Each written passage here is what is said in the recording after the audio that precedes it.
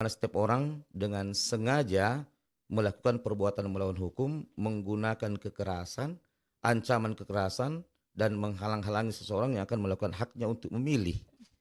Ya, dipidana dengan pidana penjara paling singkat 24 bulan dan paling lama 72 bulan dan denda paling sedikit 24 juta dan paling banyak 72 juta rupiah.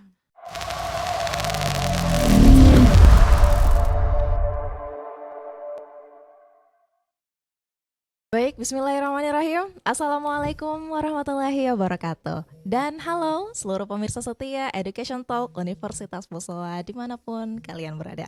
Senang sekali rasanya saya Anggi Azizah Mas dapat kembali hadir untuk memandu salah satu episode spesial yang akan ditampilkan di tahun ini.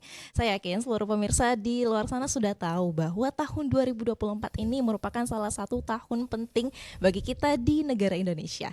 Karena tahun ini kita melaksanakan dua pemilihan umum sekaligus. Awal tahun kemarin di bulan Februari kita telah melaksanakan pemilihan umum untuk memilih presiden beserta dengan anggota DPR, provinsi maupun kabupaten kota dan juga pusatan. Sekarang di bulan November atau di akhir tahun kita akan melaksanakan pemilihan kepala daerah untuk gubernur maupun juga atau untuk provinsi dan juga kabupaten kota.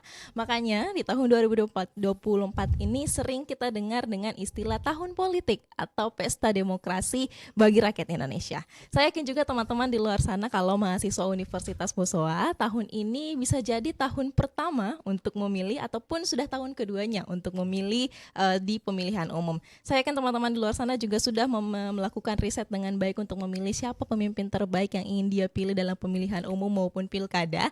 Namun, apakah teman-teman sudah tahu terkait dengan istilah masa tenang dalam pemilihan umum? Nah, teman-teman, bersama saya sudah ada orang yang sangat tepat untuk membahas terkait masa tenang ini. Apalagi minggu-minggu ini adalah kita mengalami atau kita betul-betul minggu ini itu adalah minggu tenang untuk sebelum pada akhirnya kita mengadakan pilkada di akhir tahun 2024.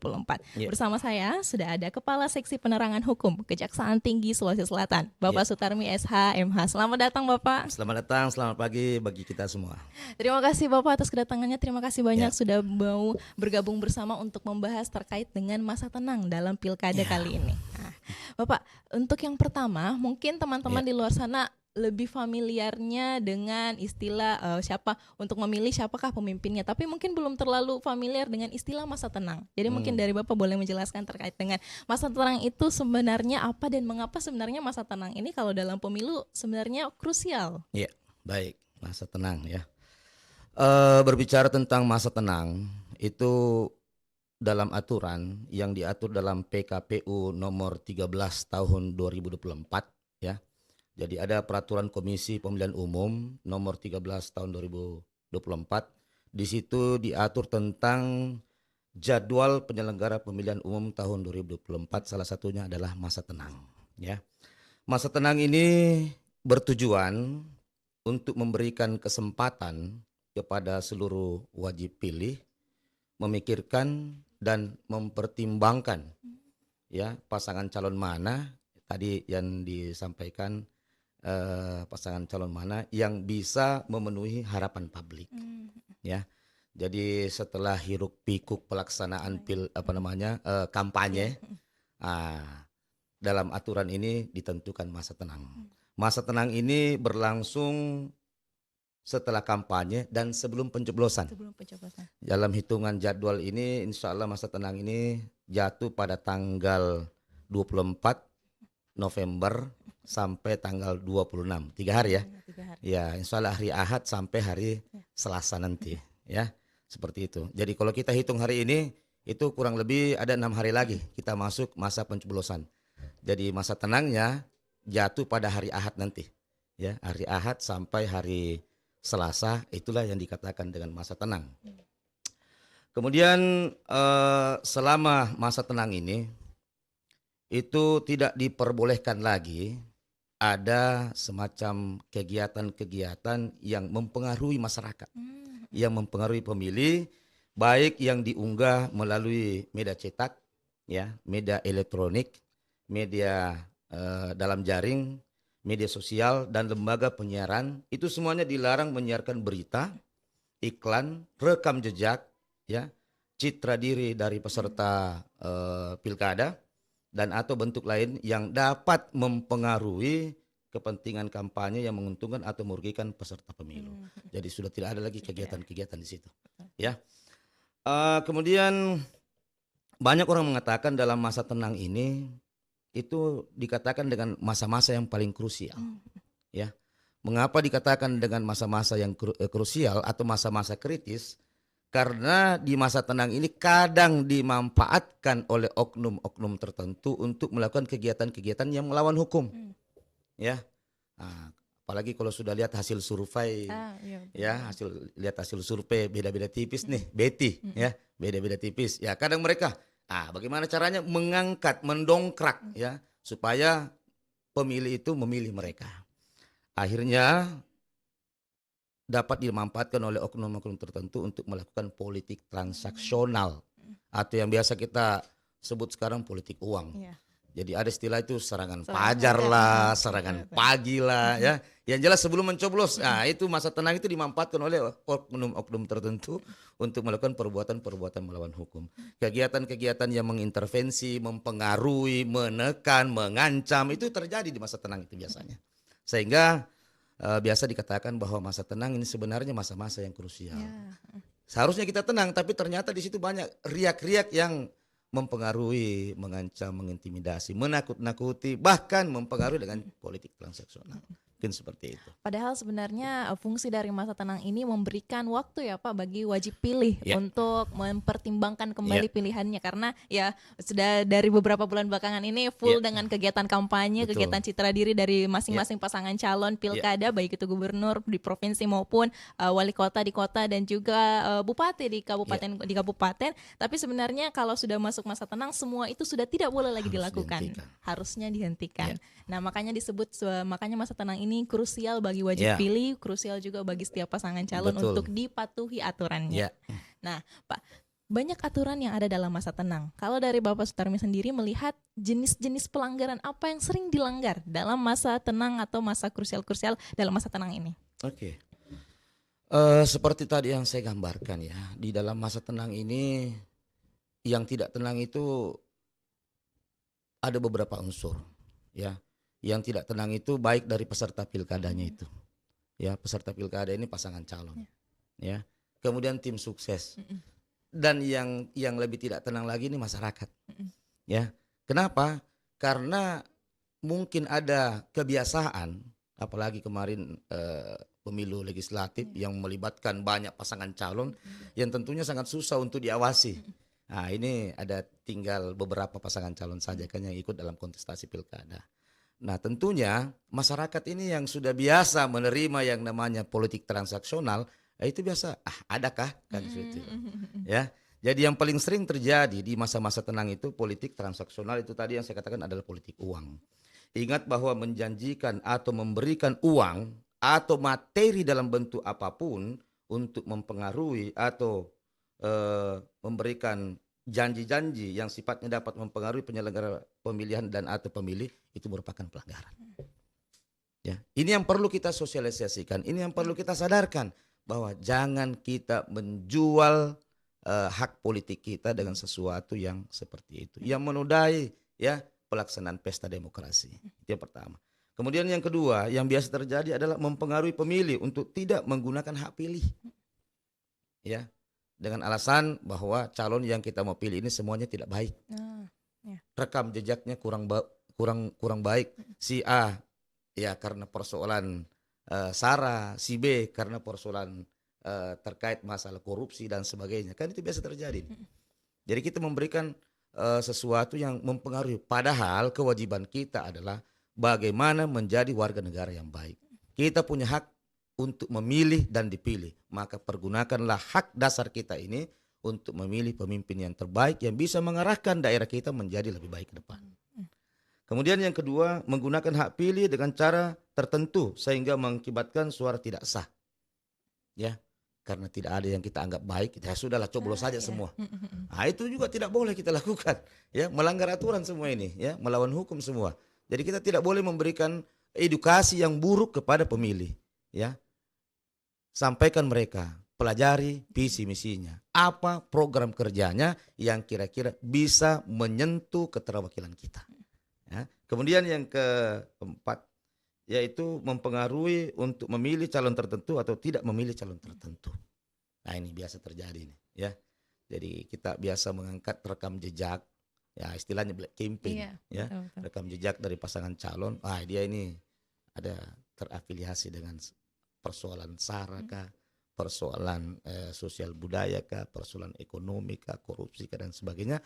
Ini pelanggaran-pelanggaran ini biasa terjadi, ya. Jadi di masa tenang ini memang kita anggap masa yang tidak baik-baik saja. Seperti itu. Padahal bahasanya namanya adalah masa Iya, tenang, tapi iya, justru di sini seluruh penegak iya. hukum malah jadi semakin was-was ya Pak Iya, untuk melihat betul. bagaimana sebenarnya pelaksanaan masa tenang ini. Nah, Ya. itu tadi semua hal-hal yang penting diperhatikan masyarakat maupun Iya. pemilih wajib pilih maupun seluruh pasangan calon dalam masa tenang, dalam masa krusial ini, dan juga pelanggaran-pelanggaran apa saja yang biasa terjadi.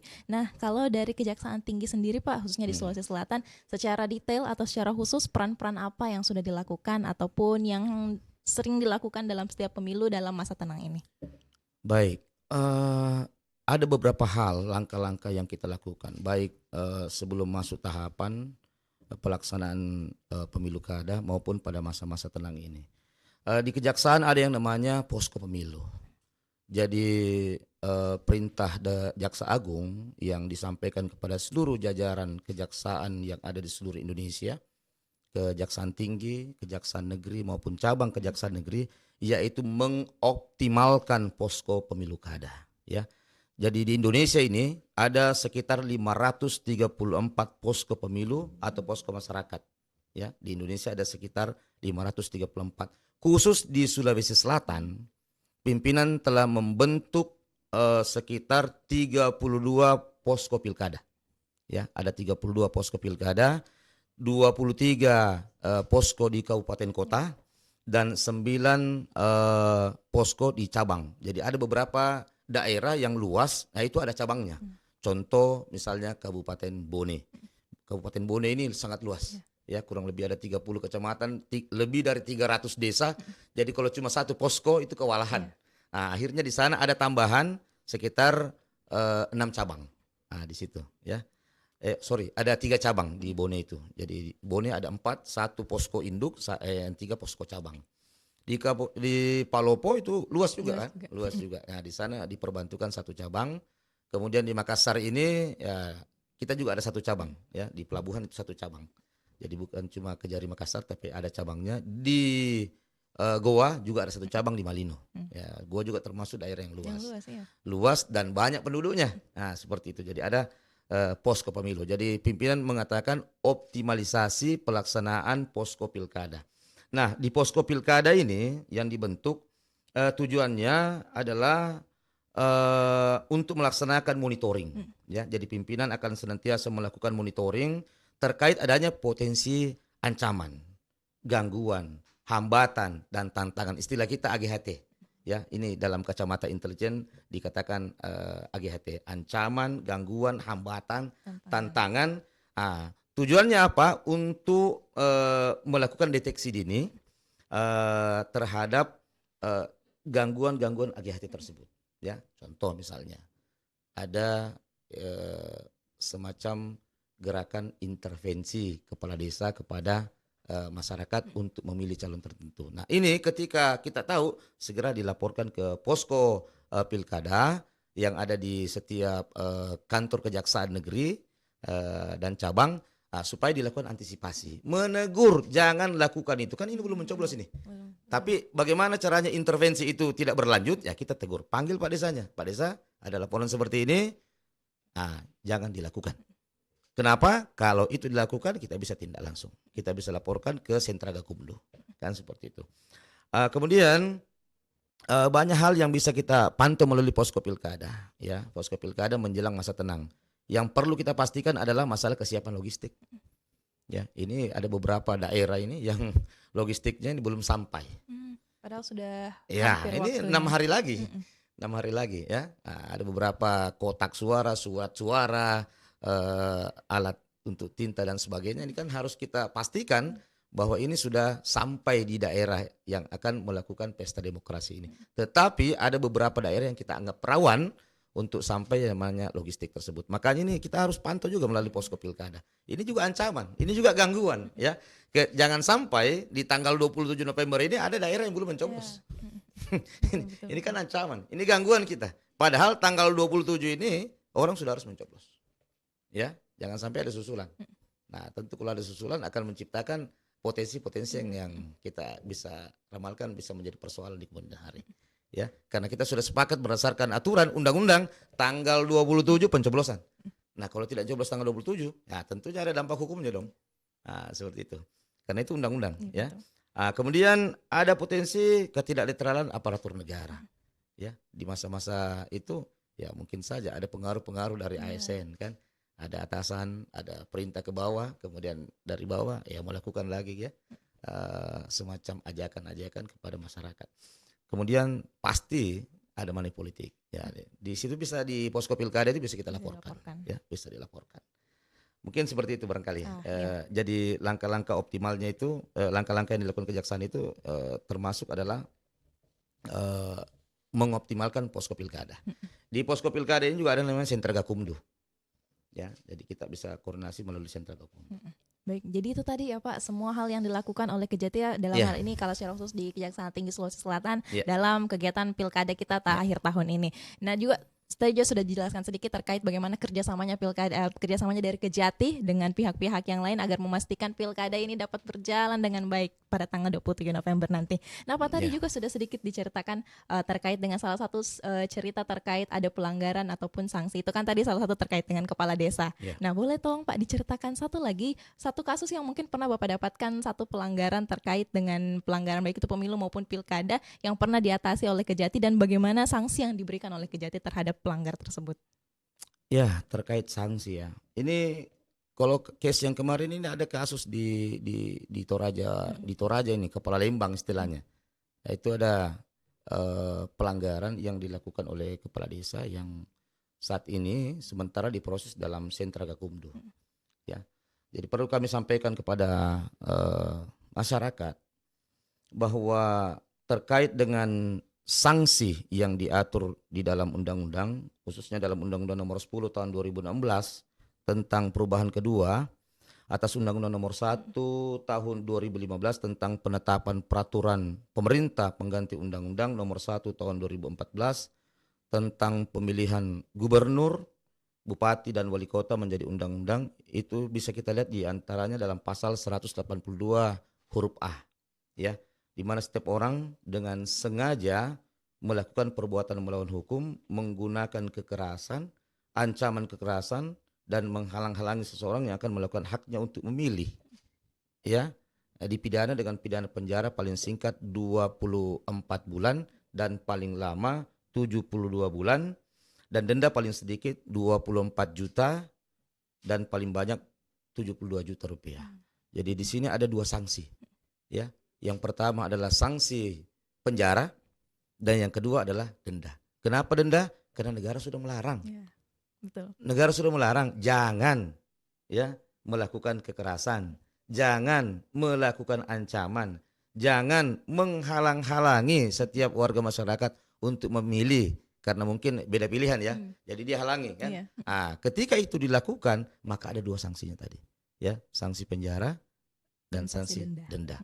Dendanya juga tidak main-main loh, paling sedikit 200 juta loh. Ya. Maaf, paling sedikit 24 juta dan paling banyak sebesar 72 juta rupiah. Ini besar loh. Ya, nah, seperti itu. Jadi ya sudahlah, kita bagaimana caranya melakukan pilkada yang damai-damai saja. Betul. Pesta pasti akan berakhir. Iya, betul Pak. Tahun ini pesta demokrasi, tapi ada juga aturan-aturannya yang perlu masyarakat sebagai wajib pilih dan juga seluruh pasangan calon pilkada di daerah itu wajib untuk mematuhi. Nah Pak, sayang sekali karena waktu sudah hampir habis untuk kita berpodcast pada siang hari ini. Nah tapi sebelum kita akhiri Pak, mungkin boleh sedikit memberikan pesan yang paling baik, pesan yang dari pandangan Bapak sebagai dari pandangan Bapak juga mewakili dari Kejati Sulawesi Selatan, bagaimana sebenarnya masyarakat harus menyikapi pilkada di akhir tahun ini? Untuk pelaksanaan pilkada tahun 2024 ini, ya kami mengharapkan masyarakat pemilih hendaknya itu tidak terpengaruh dengan sogokan atau politik transaksional, menjual suara. Jangan deh ya. Jangan terpengaruh dengan sogokan menjelang hari pencoblosan. Hendaknya menolak politik uang tersebut ya. Yang istilahnya sekarang adalah serangan pajar. Ya, kita tolak itu. Ya, dengan cara-cara transaksi jual beli suara itu adalah sangat merusak dan tidak baik untuk pelaksanaan demokrasi. Jadilah pemilih yang berintegritas, yang hanya memilih pasangan calon berdasarkan kompetensi, integritas, dan lihat program-program kerjanya yang pro rakyat, yang pro dengan kepentingan masyarakat. Ya, ketepatan dalam memilih calon kepala daerah berpotensi untuk mensejahterakan kehidupan masyarakat untuk 5 tahun ke depan. Ya, kan seperti itu. Terima kasih banyak Bapak atas kesempatannya dan juga terima kasih banyak atas waktunya pada siang hari ini sudah berbagi bersama dengan kami. Betul sekali Pak bahwa memang pesta demokrasi ini merupakan hal yang penting ya bagi kita di Indonesia dan juga bagi seluruh wajib pilih utamanya masyarakat dan rakyat Indonesia.